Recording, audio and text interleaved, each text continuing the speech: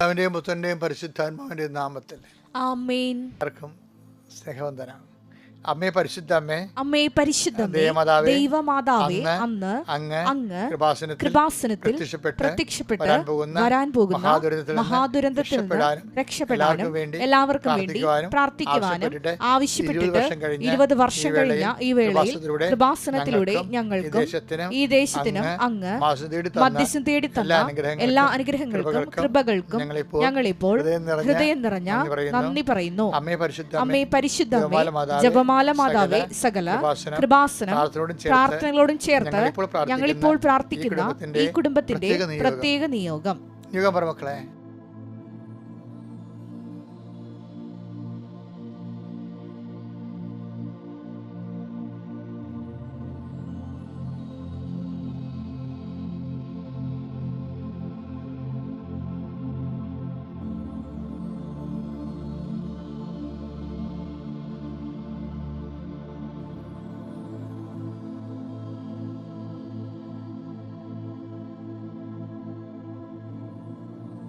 അമ്മയുടെ പ്രത്യക്ഷീകരണത്തിന്റെ ഈ ദ്വാദശക വേളയിൽ ഞങ്ങൾക്ക് സാധിച്ചു തരുവാൻ കനിയണമേ. വിശ്വാസ പ്രമാണം. സർവശക്തനായ പിതാവും ആകാശത്തിന്റെയും ഭൂമിയുടെയും സൃഷ്ടാവുമായ ദൈവത്തിൽ ഞാൻ വിശ്വസിക്കുന്നു. അവിടുത്തെ ഏകപുത്രനും ഞങ്ങളുടെ കർത്താവുമായ ഈശോ മിശിഹായിലും ഞാൻ വിശ്വസിക്കുന്നു.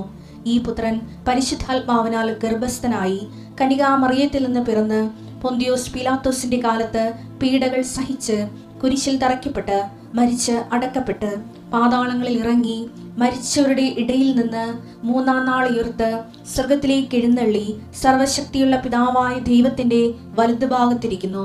അവിടെ നിന്ന് ജീവിക്കുന്നവരെയും മരിച്ചവരെയും വിധിക്കുവാൻ വരുമെന്നും ഞാൻ വിശ്വസിക്കുന്നു. പരിശുദ്ധാത്മാവിലും ഞാൻ വിശ്വസിക്കുന്നു. വിശുദ്ധ കത്തോലിക്കാ സഭയിലും പുണ്യവാന്മാരുടെ ഐക്യത്തിലും പാപങ്ങളുടെ മോചനത്തിലും ശരീരത്തിന്റെ ഉയർപ്പിലും നിത്യമായ ജീവിതത്തിലും ഞാൻ വിശ്വസിക്കുന്നു. ആമേൻ. സ്വർഗ്ഗസ്ഥനായ ഞങ്ങളുടെ പിതാവേ, അങ്ങയുടെ നാമം പൂജിതമാകണമേ. അങ്ങയുടെ രാജ്യം വരണമേ. അങ്ങയുടെ തിരുമനസ് സ്വർഗത്തിലെ പോലെ ഭൂമിയിലും ആകണമേ. അന്നു വേണ്ടുന്ന ആഹാരം ഇന്ന് ഞങ്ങൾക്ക് തരണമേ. ഞങ്ങളോട് തെറ്റ് ചെയ്യുന്നവരോട് ഞങ്ങൾ ക്ഷമിക്കുന്നത് പോലെ ഞങ്ങളുടെ തെറ്റുകൾ ഞങ്ങളോടും ക്ഷമിക്കണമേ. ഞങ്ങളെ പ്രലോഭനത്തിൽ ഉൾപ്പെടുത്തരുതേ, തിന്മയിൽ ഞങ്ങൾ രക്ഷിക്കണമേ. ആമേൻ. നന്മ നിറഞ്ഞ മറിയമേ, സ്വസ്തി. കർത്താവ് അങ്ങയുടെ കൂടെ സ്ത്രീകളിൽ അങ്ങ് അനുഗ്രഹിക്കപ്പെട്ടവളാകുന്നു. അങ്ങയുടെ ഉദരത്തിൻ ഫലമായി ഈശോ അനുഗ്രഹിക്കപ്പെട്ടവനാകുന്നു. പരിശുദ്ധ മറിയമേ, തമ്പുരാന്റെ അമ്മേ, പാപികളായ ഞങ്ങൾക്ക് വേണ്ടി ഇപ്പോഴും ഞങ്ങളുടെ മരണസമയത്തും തമ്പുരാനോട് അപേക്ഷിക്കണമേ. ആമേൻ. എൻ്റെ പ്രിയപ്പെട്ടവരെ, നമുക്ക് ഒരുമിച്ച് പ്രാർത്ഥിക്കാം.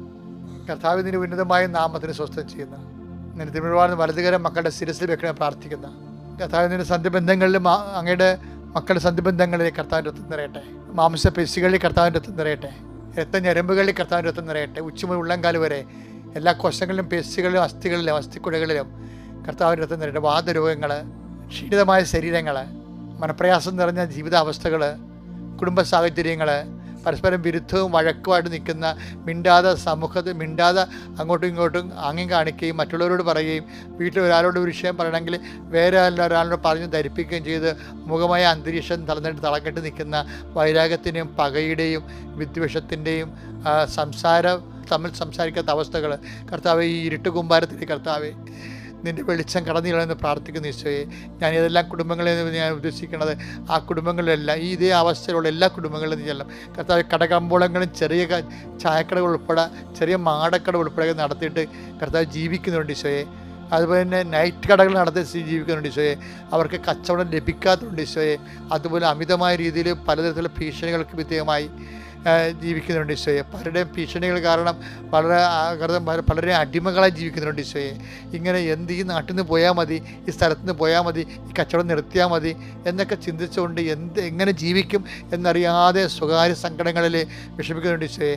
അങ്ങനെയുള്ള എല്ലാവരെയും സ്പർശിക്കണം പ്രാർത്ഥിക്കുന്നു കർത്താവെ. ഇപ്പോൾ പരീക്ഷ എഴുതുന്ന മക്കളെ സംബന്ധിച്ച് പ്രാർത്ഥിക്കുന്നു.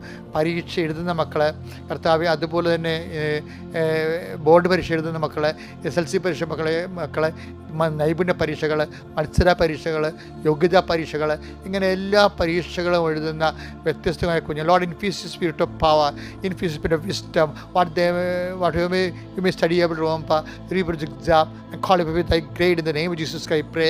എൻ്റെ കർത്താവിൻ്റെ ഉന്നതമായ നാമത്തിൽ, സഭയുടെ അധികാരത്തിൽ, കുരിശിൻ്റെ അടയാളത്തിൽ, ദൈവശക്തിയാൽ നീയും നിൻ്റെ ഉദ്യമങ്ങളും സംരംഭങ്ങളും നിൻ്റെ യാത്രകളും സംരക്ഷിക്കപ്പെടട്ടെ.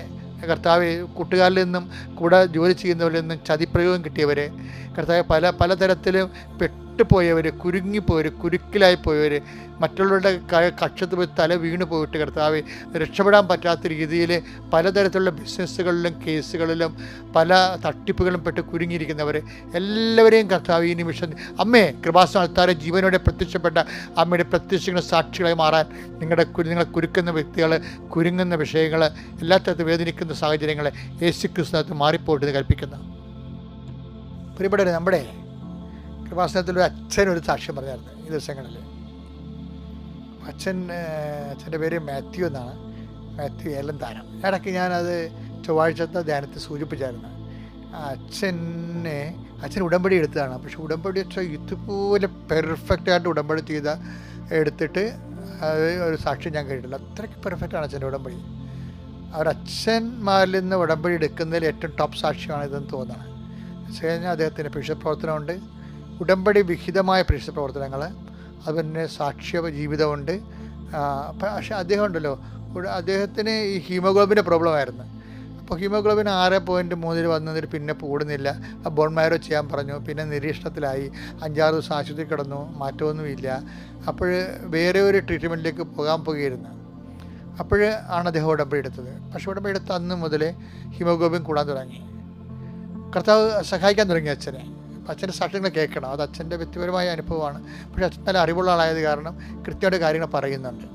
അത് പിന്നെ 14.6 ഹീമോഗ്ലോബിൻ.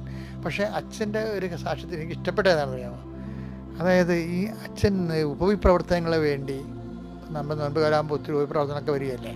പക്ഷേ എപ്പോഴൊരു മെൻ്റലി റിട്ടാർഡഡ് ആയിട്ടുള്ള സ്ഥലങ്ങളിൽ പോകുമായിരുന്നു. മെൻ്റൽ റിട്ടാർഡഡ് മാനസിക രോഗികളുടെ ആശുപത്രിയിൽ പോകും, സ്ഥാപനത്തിൽ. അവർക്ക് അംഗവൈകല്യമുണ്ട്. അപ്പോൾ ഇപ്പോൾ എന്തോ ഒരു ചാലഞ്ചസാണ്. അംഗവൈകല്യമുണ്ട്, മാനസിക രോഗമുണ്ട്, അങ്ങനെയൊക്കെ ഉള്ളവർ. അപ്പോൾ എന്നാലും അച്ഛന് ഒരു അഭിഷേകം, ഉടമ്പടി കഴിഞ്ഞപ്പോൾ ഒരു അഭിഷേകം കിട്ടിയപ്പോൾ അവിടെയൊക്കെ സ്ഥാപനത്തിൽ പോയി അച്ഛൻ അവർക്ക് ഭക്ഷണങ്ങൾ കൊടുക്കുകയും അവരെ ട്രീറ്റ് ചെയ്യുകയൊക്കെ ചെയ്ത്. അപ്പോൾ ഒരു മാനസിക വൈകല്യമുള്ള, അംഗവൈകല്യമുള്ള കുഞ്ഞ് അച്ഛനൊക്കെ ഒന്ന് കുടിക്കാൻ വെള്ളം ചോദിച്ചു. അപ്പോൾ അച്ഛൻ തിളപ്പിച്ചാറ്റിയ വെള്ളം, ശുദ്ധമായ വെള്ളം കുഞ്ഞിനെ കൊടുത്ത്. കുഞ്ഞിങ്ങനെ അറിയാമല്ലോ, അവന് വൈകല്യമുള്ള ആളാണ്. അവനിങ്ങനെ വായിൽ നോളയും ഇട്ട് തുപ്പലിട്ട് മറിച്ച് അങ്ങോട്ടും ഇങ്ങോട്ടും ഇട്ടാണ് കുടിക്കണത്. എന്നിട്ട് പകുതി കുടിച്ചിട്ടുണ്ടല്ലോ, അങ്ങനെ തന്നെ അച്ഛൻ്റെ മുഖത്തിട്ടെറിഞ്ഞ് അച്ഛൻ വല്ലാണ്ടായി തുപ്പലൊക്കെ വീണ്. അവനെ അച്ഛൻ പറയണേ, ഞാൻ കുഞ്ഞിനെ നോക്കിയപ്പോഴേ എനിക്ക് ഉണ്ണീശോയെ പോലെ തോന്നിയത്. എനിക്ക് അത് ആ സാക്ഷ്യം കേട്ടപ്പോൾ ഭയങ്കര ഇഷ്ടപ്പെട്ടു. കാഴ്ച മാറിപ്പോയി, കണ്ടില്ലേ, കാഴ്ച മാറിപ്പോയി. മറ്റുള്ളവരെ നമ്മളെ ഉപദ്രവിക്കുന്നവരിലും നമ്മളെ കാണുന്നൊരു കാഴ്ച ഉണ്ട്, അതിൽ ക്രിസ്തുവിനെ കാണുന്നൊരു കാഴ്ച. അതാണ് ഈ 3-ാം കാഴ്ച എന്ന് പറയുന്നത്.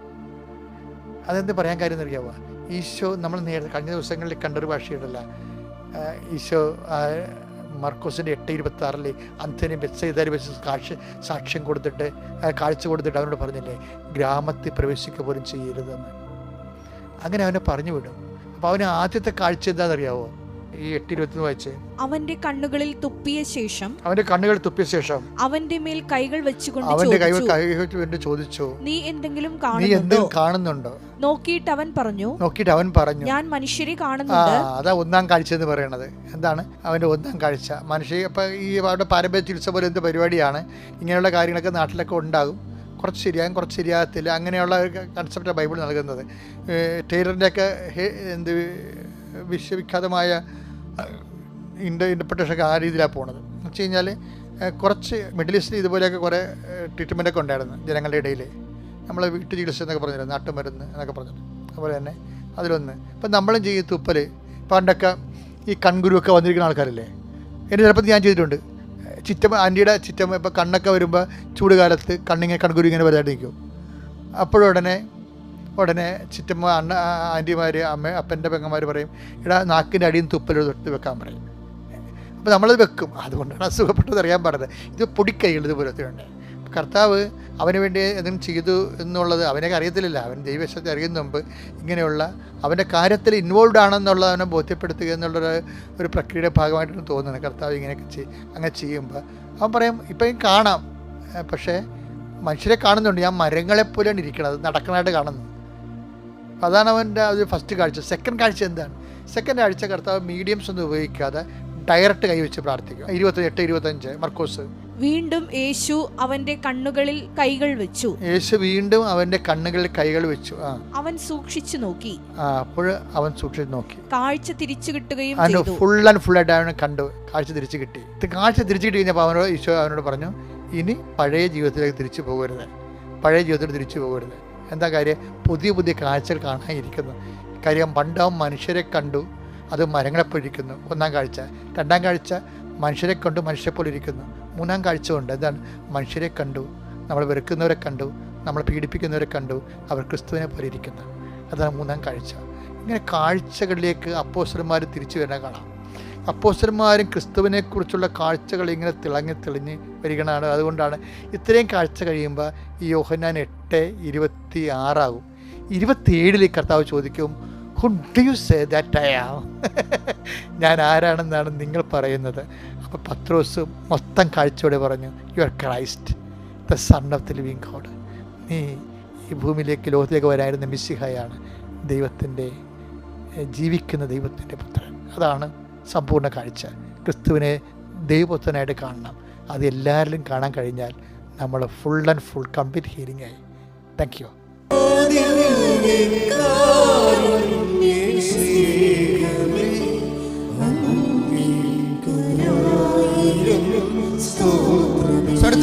സന്തോഷം.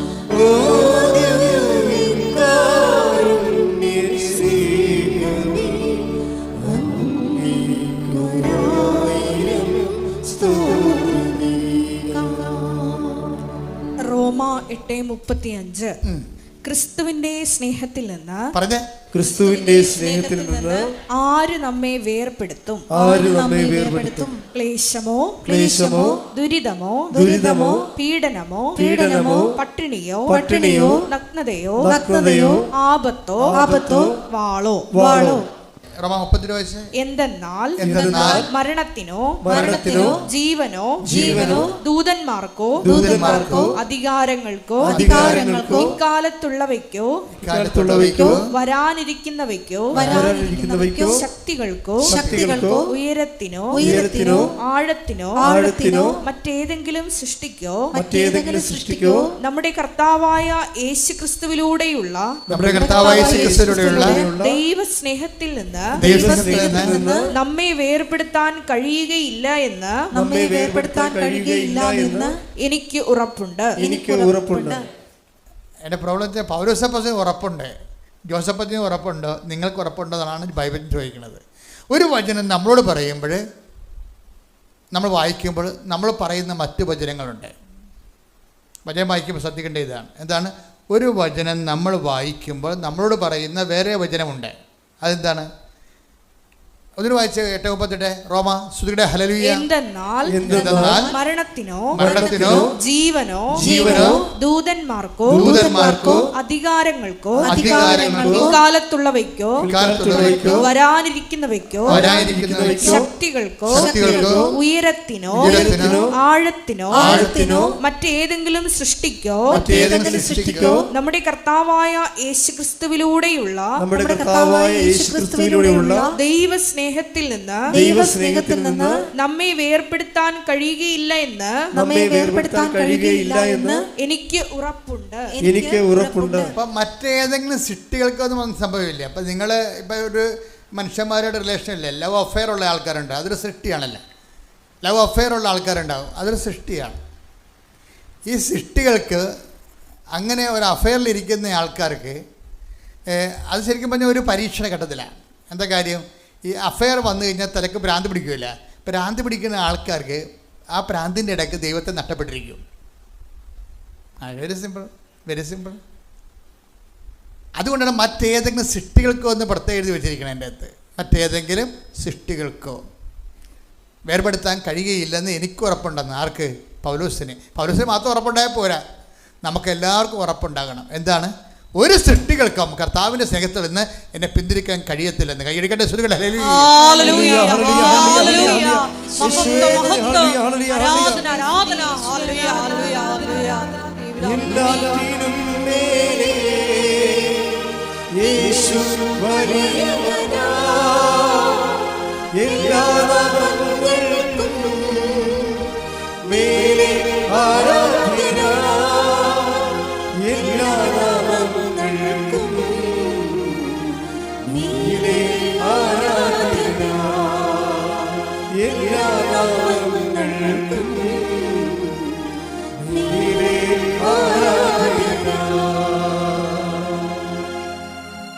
പരിശുദ്ധ പരമദിവ്യകാരുണ്യത്തിന്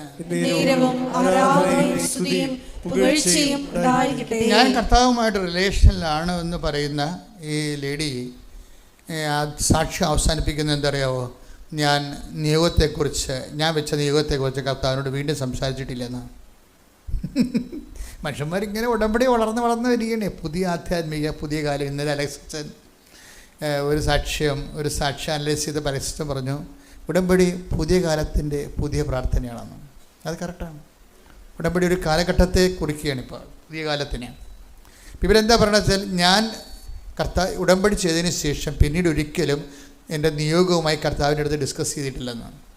once and for it is dumped. അത് ഞാൻ കർത്താവിൻ്റെ തിരുസന്നിധിയിൽ വളരെ വിശ്വാസപൂർവ്വം, ദൈവസ്നേഹം ഉള്ളവർക്ക് ഉണ്ടെന്ന് വെച്ച് കഴിഞ്ഞാൽ ശരണം കൂടുതലായിരിക്കും. പറഞ്ഞ മനസ്സിലാകണ്ട? ദൈവസ്നേഹം കൊടുക്കഴിഞ്ഞാൽ എന്ത് പറ്റും? ശരണം കൂടും. നിങ്ങൾക്കറിയാമല്ലോ, ഈ സമർപ്പണവും, നമ്മൾ സമർപ്പണ പ്രാർത്ഥന കേട്ടിട്ടില്ലേ അല്ലേ? സമർപ്പണം ശരിക്കും പറഞ്ഞാൽ എവിടുന്ന് അതിൻ്റെ വേര് എവിടെയാണെന്ന് അറിയാവോ? സമർപ്പണ പ്രാർത്ഥനയുടെ വേര് കിടക്കുന്നത് യാചനാ പ്രാർത്ഥനയിലാണ്. യാചനാ പ്രാർത്ഥനയ്ക്ക് അവസാനം എന്ത് സംഭവിക്കുന്നു?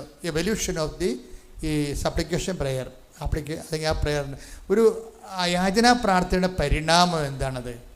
പരിണമിച്ച് എങ്ങോട്ടാണ് പോണത്? യാചനാ പ്രാർത്ഥന. ചില യാചനാ പ്രാർത്ഥനകളുടെ പരിണാമം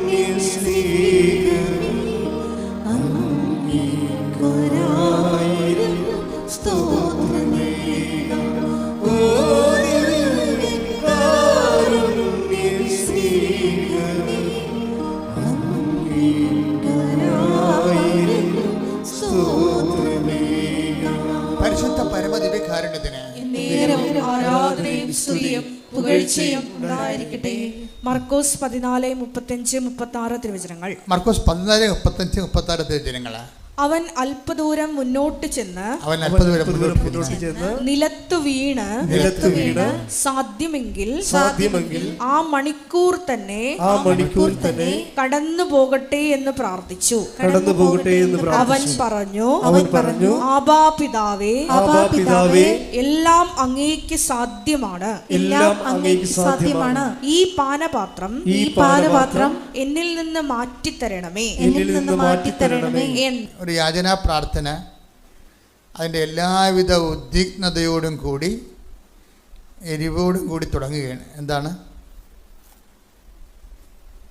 അവൻ പിതാവിനോട് പറയുന്നു, സാധ്യമെങ്കിൽ പിതാവ് അങ്ങേക്ക് എല്ലാം സാധ്യമെങ്കിൽ ഈ മണിക്കൂറിൽ നിന്ന് എന്നെ വിടുവിക്കണമെന്ന് പ്രാർത്ഥിക്കുകയാണ്. ഈ പ്രാർത്ഥന നമ്മൾ എങ്ങോട്ടാണ് പോകുന്നതെന്നറിയാം. ഈ പ്രാർത്ഥനയെക്കുറിച്ചും ഈ പ്രാർത്ഥനയുടെ വിധി എന്താണ് അതിനെക്കുറിച്ച് ഏകദേശ ഐഡിയ കർത്താവിനുണ്ട്. ഈ പ്രാർത്ഥനയ്ക്ക് അവസാനം എന്ത് സംഭവിക്കും എന്നുള്ളതിനെക്കുറിച്ച് കർത്താവിന് പരിശുദ്ധാത്മാവ് ഒരു നോട്ട് കൊടുത്തിട്ടുണ്ട്. Jesus if so even though your price like this. ഇതിൻ്റെ ഒരു ഫെയ്റ്റ് എവിടെയാണ്? ഈ പ്രാർത്ഥന എങ്ങോട്ടാണ് ഡിസ്റ്റൈൻ ചെയ്ത് പോയിട്ട് ഇതിൻ്റെ ഡെസ്റ്റിനേഷൻ എങ്ങോട്ടാണ് പോണത്? അതിനെക്കുറിച്ച് പരിശുദ്ധാത്മാവ് കർത്താവിനോട് ഒരു ആലോചന കൊടുത്തിട്ടുണ്ട്. അതുകൊണ്ട് എന്ത് ചെയ്തു? സാധ്യമെങ്കിൽ പിതാവേ ഈ മണിക്കൂറിൽ തന്നെ വിടുവിക്കണേ. പിന്നീട് എന്താ പറയണത്? എന്താണ് പറയണത്? എങ്കിലും എൻ്റെ ഇഷ്ടമല്ല.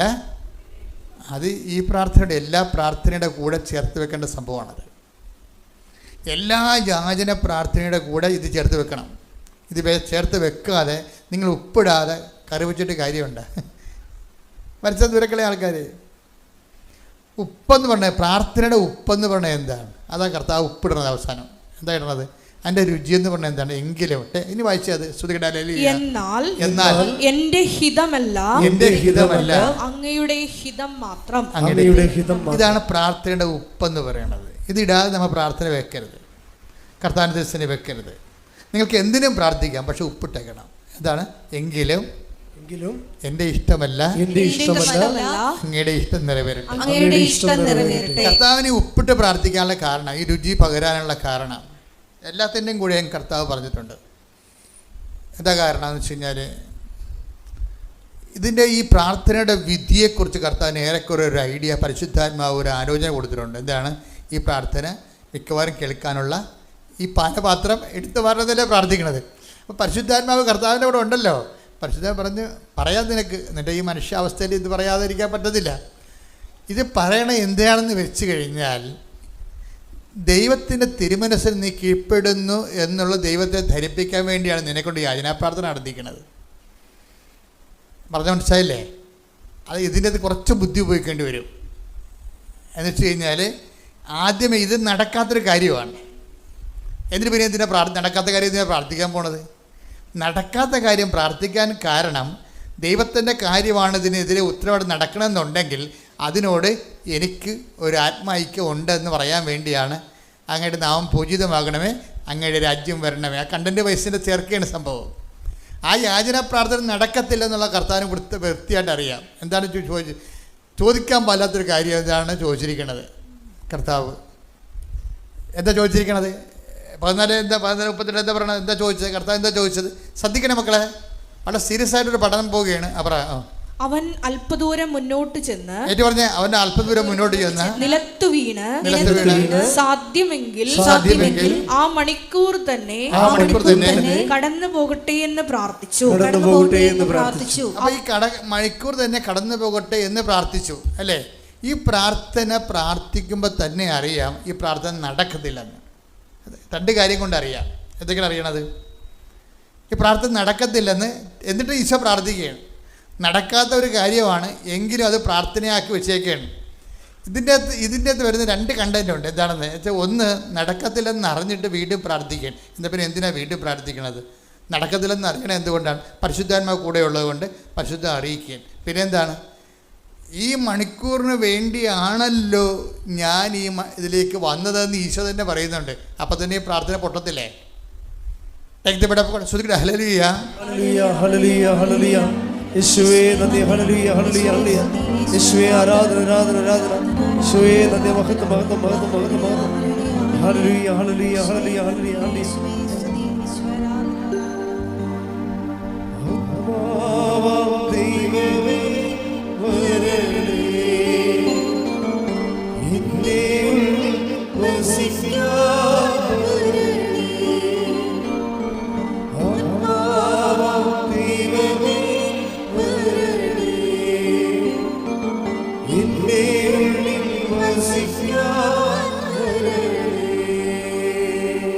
യോഹന്നാൻ 12:27.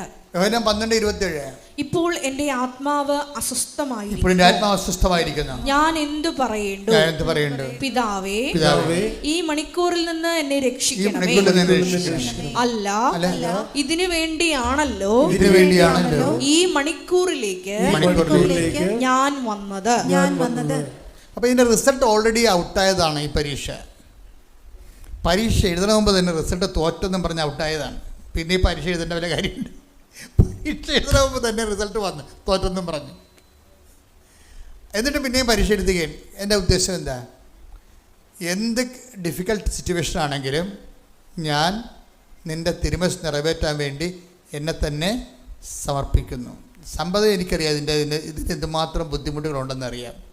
ഇത് നിൻ്റെ മനസ്സല്ലെന്ന് എനിക്കറിയാം. പ്രാർത്ഥിക്കുന്നവർ വെടിപ്പുമേനയോടെ പ്രാർത്ഥിക്കാൻ ഉദ്ദേശിക്കുന്നുണ്ടെങ്കിൽ, ദൈവത്തിൻ്റെ പൈതലിനെ പോലെ പ്രാർത്ഥിക്കാൻ ഉദ്ദേശിക്കുന്നുണ്ടെങ്കിൽ, നമ്മുടെ മുന്നിലുള്ള പ്രാർത്ഥനയുടെ മാതൃക ഈശ്വര മാതൃക തന്നെയാണ്. എന്താ കാര്യം? പ്രാർത്ഥിക്കുമ്പോൾ തന്നെ നിങ്ങൾ ജാമ്യത്തിലാകണം. ആദ്യമേ ജാമ്യം എടുത്തേക്കണം. എന്താ കാര്യം? ഇത് നടക്കത്തില്ലെങ്കിൽ എനിക്ക് പ്രത്യേകിച്ച് പരിഭവമൊന്നുമില്ലെന്ന് നിങ്ങൾ ട്രാക്ക് ഔട്ട് ആകരുത്. കഴിഞ്ഞ ദിവസങ്ങളിലേ ബോബ്സി പോൾസൺ എന്ന് പറഞ്ഞൊരു മോഡൽ സാക്ഷ്യം പറഞ്ഞു. ബോബ്സി പോൾസൺ കുറേ കാര്യങ്ങൾ പറയുന്നുണ്ട്. ഇപ്പോഴത്തെ ആൾക്കാരുടെ സാക്ഷ്യങ്ങളുടെ രീതി എന്ന് പറഞ്ഞാൽ വാട്ട് ഹാപ്പൻ ടു ദം എന്നല്ല, അതെന്താണ് അവർക്ക്, എന്താണ് ആ ഈവൻ്റ്, അവർ നറേഷൻ അല്ല അവർ പറയണത്, ഈവൻറ്റിൻ്റെ ഇമ്പാക്റ്റുകളാണ് അവർ പറയണത്. ഇപ്പോൾ സാക്ഷ്യത്തിൻ്റെ എഡ്യൂക്കേഷനുള്ള ആൾക്കാർ ഉടമ്പടി എടുക്കുമ്പോൾ അവർ അതിനെ കാണുന്ന സമീപന രീതിക്ക് ഭയങ്കര വ്യത്യാസമുണ്ട്. വാട്ട് ഹാപ്പൻ ടു ദം, ഒരു ഈവൻറ്റ് നറേഷൻ അല്ല സംഭവം, ഇമ്പാക്റ്റ് ഓഫ് ദി ഈവൻറ്റ്. ആ സംഭവിച്ച വിഷയങ്ങൾ അവർക്കെന്ത് ആണ് സ്വാധീനം ചെലുത്തിയത്, അതാണ് ഇപ്പോൾ ബോബ്സി പോൾസൻ്റെ സാക്ഷ്യം. അവർ അവസാനം പറയുന്ന ചില കാര്യങ്ങളുണ്ട്. അവർ പറയുന്ന കാര്യങ്ങളെന്ന് പറഞ്ഞാൽ, ഒന്ന്, ഞാൻ ട്രാക്ക് ഔട്ടായി പോയിരുന്ന ആളാണ്. എനിക്ക് എനിക്ക് തോന്നിയത് ട്രാക്ക് ഔട്ടായി പോകുന്ന ആൾക്കാരെ ട്രാക്കിലാക്കുന്ന ഒരു പ്രാർത്ഥനയാണ് ഉടമ്പടി എന്നാണ്. അതാണ് ഞാൻ പറഞ്ഞത്, ഇമ്പാക്റ്റ് ഓഫ് ദി ഇവൻറ്റ്. നടന്ന സംഭവങ്ങളെ നറേഷനല്ല, എന്തെനിക്ക് സംഭവിച്ചു, എൻ്റെ കുടുംബത്തിൽ സംഭവിച്ചു, യേശുവെ സ്തോത്രം, യേശുവെ നന്ദി എന്നുള്ളതല്ല. എന്താണ് അവർക്ക് അതിനെക്കുറിച്ച് ഇമ്പാക്റ്റ്, അവരുടെ എന്ത് സ്വാധീനമാണ് ചെലുത്തിയത്. അപ്പോൾ ഇവർ ഒരു ഹൈസ്കൂൾ ടീച്ചറാണ്, അതുകൊണ്ട് അവർ കുറച്ചുകൂടി എലിവേറ്റഡ് ആയിട്ടാണ് ഈ വിഷയത്തെ സമീപിക്കുന്നത്. ഞാൻ ഉടമ്പടിയിലായി കഴിഞ്ഞപ്പോൾ ഞാൻ ട്രാക്കായി. എന്താ വെച്ചാൽ, ഞാൻ 3 കൊല്ലമായിട്ട് ദൈവമായിട്ട് സംസാരിക്കത്തില്ലായിരുന്നെന്ന്. 3 കൊല്ലമായിട്ട് ഞാൻ ദൈവമായിട്ട് സംസാരിക്കത്തില്ലായിരുന്നു. എന്താ കാരണം വെച്ച് കഴിഞ്ഞാൽ, എൻ്റെ അപ്പനും എനിക്കും കോഡ് വന്നു 2018. ഇപ്പം ഞാനും അപ്പനും അപ്പുറത്ത് ഇപ്പുറത്തെ മുറിയിൽ താമസിക്കുകയാണ്. പക്ഷേ അപ്പൻ മരിച്ചത് ഞാൻ അറിഞ്ഞില്ല. കാര്യം അന്നത്തെ ഒരു കാലം നിങ്ങൾക്കറിയാമല്ലോ, മരണം മാത്രമായിരുന്നു ഈ കേരളം മുഴുവൻ, എല്ലാം ലോകം മുഴുവനും ഒരുപോലെ മരണം ഇങ്ങനെ അങ്ങോട്ടും ഇങ്ങോട്ടും നോക്കിക്കൊണ്ടിരിക്കുന്ന കാലമായിരുന്നത്. അപ്പൻ്റെ മുഖം മറച്ചാണ് ഇവർ പൊതിഞ്ഞ് കെട്ടിയാണ് കൊണ്ടുപോയത്, അടക്കാൻ വേണ്ടി, കത്തിക്കാൻ വേണ്ടി. പിന്നെ ഞാൻ എൻ്റെ കോവിഡെല്ലാം കഴിഞ്ഞ് കാണുമ്പോൾ അപ്പൻ ഒരു സ്പൂൺ ചാരമായിട്ടാണ് ഞാൻ കാണുന്നത്. അപ്പോൾ എനിക്ക് പിന്നെ പ്രാർത്ഥിക്കണമെന്ന് തോന്നിയിട്ടില്ല. ഈ ജീവിതത്തിലേക്ക് പ്രാർത്ഥിക്കണമെന്ന് തോന്നിയിട്ടില്ല. അതിൻ്റെ ഒരു വല്ലാത്ത, എൻ്റെ അപ്പനെ കാണാൻ, ഞാൻ അടുത്ത മുറിയിലുണ്ടായിട്ട് എൻ്റെ അപ്പനെ എനിക്ക് കാണാൻ പറ്റില്ല. അത് നിങ്ങൾക്ക് എന്തുമാത്രം മനസ്സിലാകുന്നില്ല, അത് മനസ്സിലാക്കാതെ നിവർത്തിയില്ല. ഞാൻ കോവിഡായിട്ട് ആരെയും കാണാതെ 1 മാസം ഒരു മുറി താമസിച്ച ആളാണ്. പക്ഷേ എനിക്ക് ഫീൽ ചെയ്യില്ലെന്ന് വെച്ചാൽ, ഞാൻ 24 മണിക്കൂറും ജപമാല തന്നെ ചൊല്ലിക്കൊണ്ട് ഇരിക്കുകയായിരുന്നു. അത് ഒരു കാലമാണ്. എനിക്ക് സന്തോഷമായിരുന്നു ആ കാലത്ത്. എന്ന് വെച്ച് കഴിഞ്ഞാൽ, ഈ നമുക്ക് കോവിഡ് വന്നില്ല എന്നുണ്ടെങ്കിൽ നോൺസെൻസാണ്. എന്താ കാര്യം, ലോകത്ത് എല്ലാവർക്കും വന്നിട്ടുണ്ടല്ലോ. അപ്പം നമ്മൾ അതിൻ്റെ അകത്ത് ഒഴിവാക്കേണ്ട കാര്യമില്ല. അപ്പം നമ്മൾ ആ ജനങ്ങളുടെ കൂടെ, ആ സങ്കടങ്ങളുടെ കൂടെ കടന്നു പോകുമ്പോൾ 1 മാസമായിരിക്കണമെങ്കിൽ ആദ്യം തൊട്ട് ഇങ്ങനെ ടെസ്റ്റ് ചെയ്ത് 5-ാം പക്കം ടെസ്റ്റ് ചെയ്യുമ്പോഴൊക്കെ എല്ലാം പോസിറ്റീവ് ആയിരിക്കും. പക്ഷേ എനിക്ക് എനർജിക്ക് കുഴപ്പമൊന്നുമില്ല. ഈ പ്രാർത്ഥനാ ജീവിതത്തിൻ്റെ ഒരു പ്രത്യേകത അതാണ്. നമുക്ക് നിരാശയൊന്നും ഉണ്ടാകത്തില്ല, വേറെ ചിന്തകളൊന്നും ഉണ്ടാകത്തില്ല. നമ്മളെ കർത്താവ് ഇങ്ങനെ പൊതിഞ്ഞ് പിടിക്കും. അത് ഒരുപാട് നിങ്ങൾക്കറിയാമല്ലോ, എൻ്റെ ഒരു ബോഡിയുടെ അവസ്ഥയ്ക്ക് 1 മാസമൊക്കെ കോവിഡ് വന്നു കഴിഞ്ഞുള്ള അവസ്ഥ എന്തായിരിക്കും, 1 മാസം മുഴുവനും. അപ്പോൾ അതുതന്നെ പ്രെയർ ലൈഫ് എന്ന് പറയുമ്പോഴും, പ്രെയർ ലൈഫ് ഒരു പ്രത്യേക ലൈഫാണത്.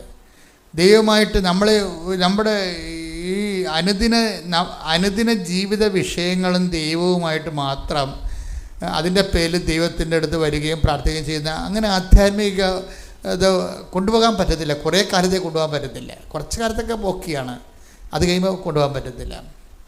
അങ്ങനെ കൊണ്ടുപോയ ഒരാളായിരുന്നു ഈ ബോബ്സി പൾസ് എന്ന് പറയുന്ന ആൾ. പക്ഷെ അവിടെ ജീവിതത്തിലൊരു ഈഡർ വന്നു കഴിഞ്ഞാൽ പിന്നെ ഇപ്പോൾ കംപ്ലീറ്റ് ബ്ലാക്ക് ഔട്ടായിട്ട് പിന്നെ ദൈവമായിട്ട് ബന്ധമില്ല.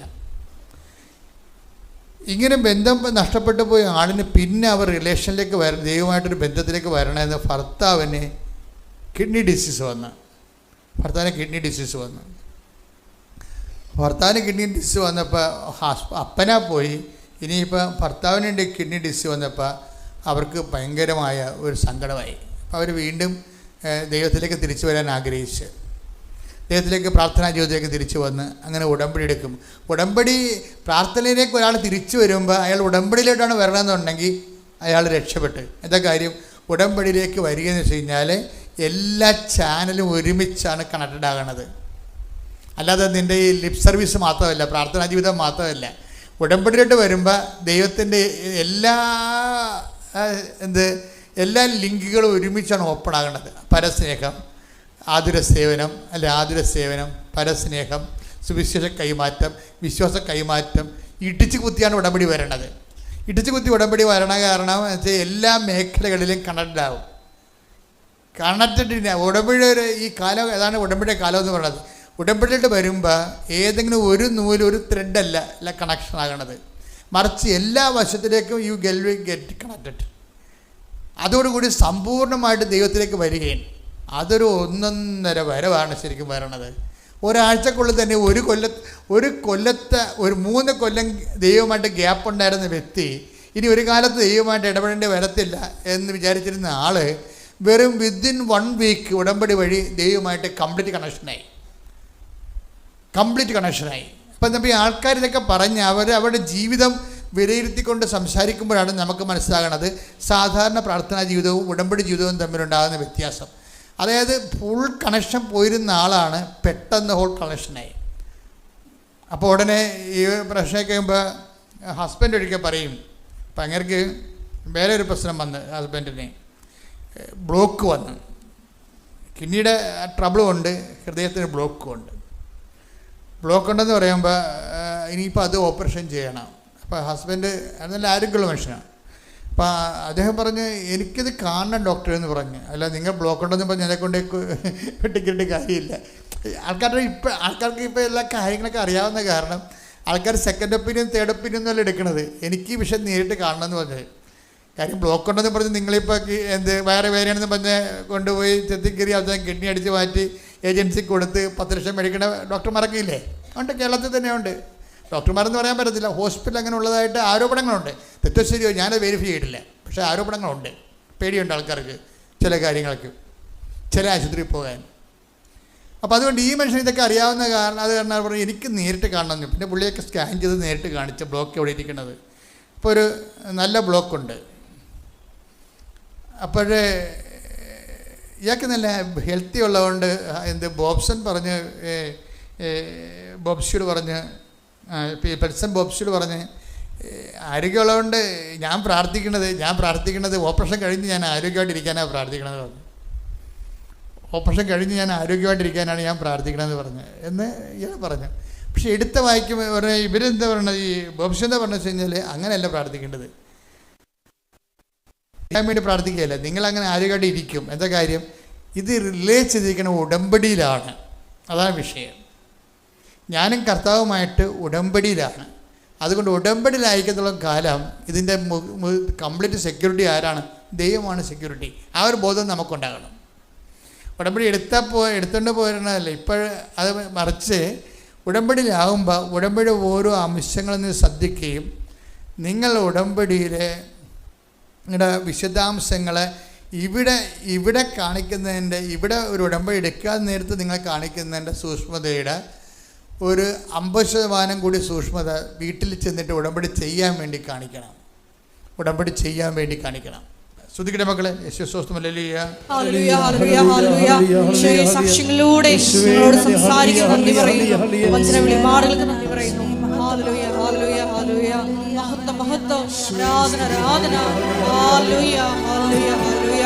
യേശുവേ നന്ദി, യേശുവേ മഹത്വം, യേശുവേ ആരാധന. ഹല്ലേലൂയ ഹല്ലേലൂയ ഹല്ലേലൂയ ഹല്ലേലൂയ ഹല്ലേലൂയ ഹല്ലേലൂയ. ദൈവമേ വരദേ എന്റെ ഉള്ളിൽ വസിക്കാൻ വരദേ.